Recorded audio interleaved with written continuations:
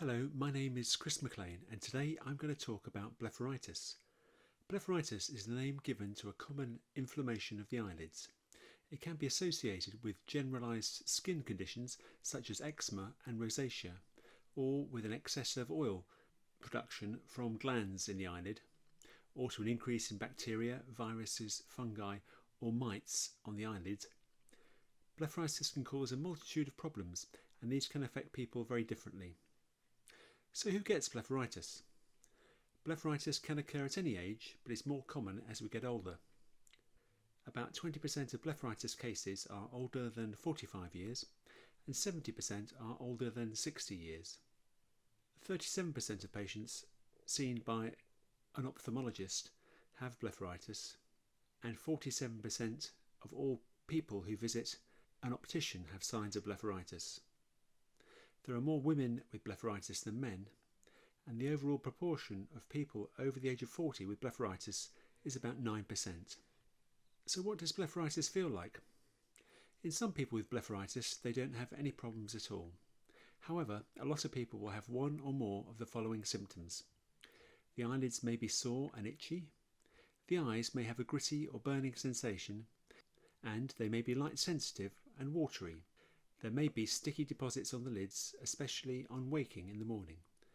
Let's look at the anatomy of the eyelid to see where the problem is. Traditionally, blepharitis has been divided into causes associated with the front half of the eyelid, the skin, eyelashes and associated oil glands, known as anterior blepharitis, and those associated with the back half of the eyelid, the meibomian glands, known as posterior blepharitis.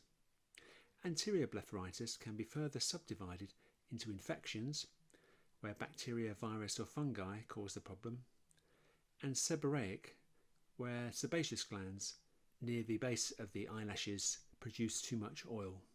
Posterior blepharitis is caused by an overproduction of oil from the meibomian glands.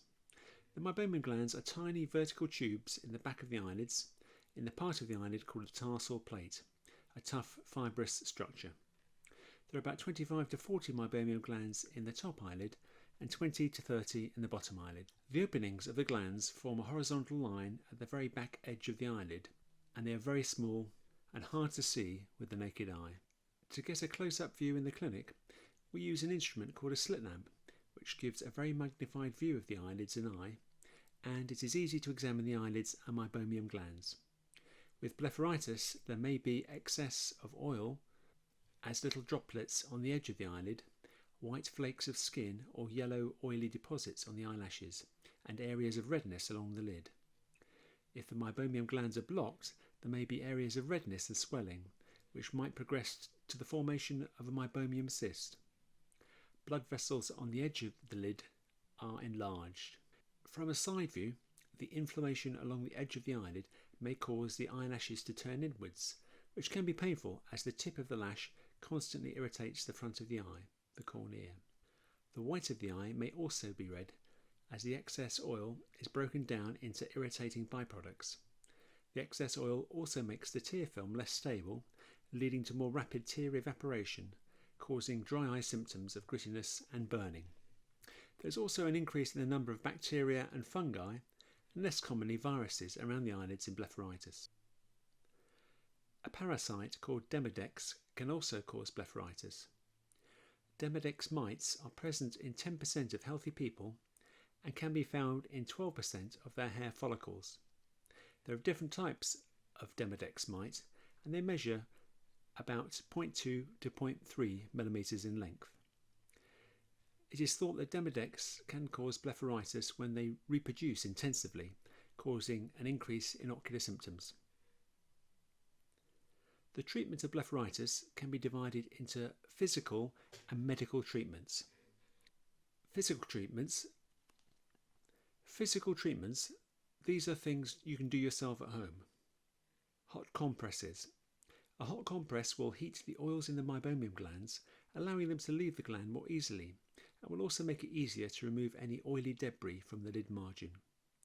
A hot compress can be as simple as a face cloth soaked in hot water, wrung out and held against the lids until cool, and then repeated 2 to 3 times.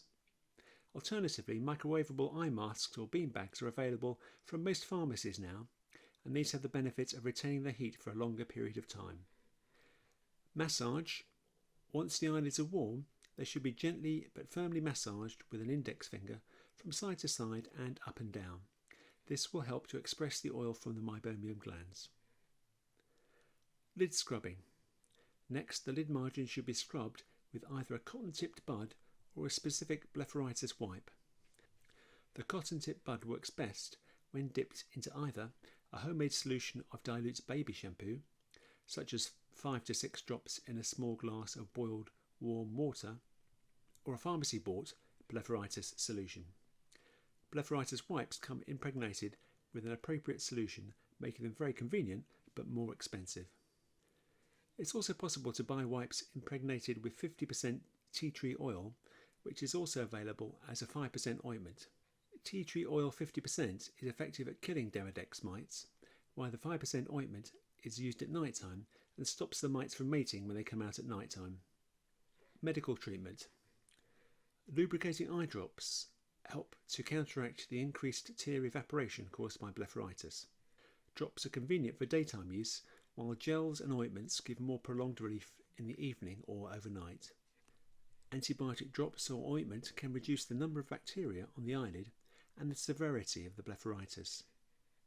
Steroid drops and ointment can reduce the degree of eyelid and eye inflammation, but must be used under supervision for short periods of time, as they can occasionally cause a rise in the intraocular pressure and glaucoma, rarely.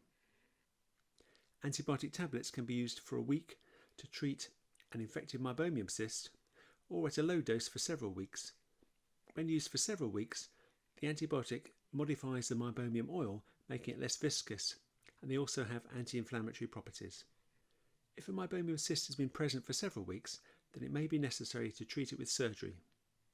The operation is usually performed under a local anaesthetic. The eye is gently turned outwards and the cyst is cut with a sharp blade and the oily contents are drained. Antifungal and antiviral treatments may also be useful in some cases. Finally, IPL, intense pulsed light treatment, shows promise as a way of reducing the eyelid inflammation associated with blepharitis, as well as killing Demodex mites. I hope you found this talk useful, and thank you for listening.